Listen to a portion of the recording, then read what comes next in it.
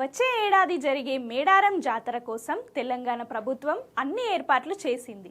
4 రోజుల పాటు జరిగే ఈ జాతరకు సుమారు 1.5 కోటి మంది భక్తులు హాజరయ్యే అవకాశం ఉండటంతో పార్కింగ్ సౌకర్యం కోసం 1050 ఎకరాల స్థలాన్ని కేటాయించింది.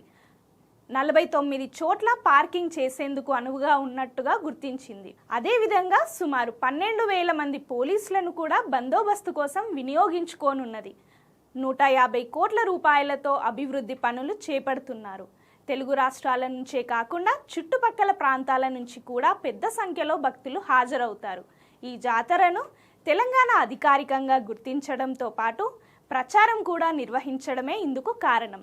వచ్చే ఏడాది జనవరి 28 నుంచి జనవరి 31 వరకు ఈ జాతర జరుగుతుంది. 1.5 కోటి మంది హాజరయ్యే ఈ జాతరలో పార్కింగ్ ప్రధాన సమస్య కావడంతో ఈ సమస్య పరిష్కారానికి 1050 ఎకరాల స్థలాన్ని కేటాయించినట్టు 49 చోట్ల పార్కింగ్ సౌకర్యాలు ఏర్పాటు చేస్తున్నట్టు అధికారులు తెలియజేశారు.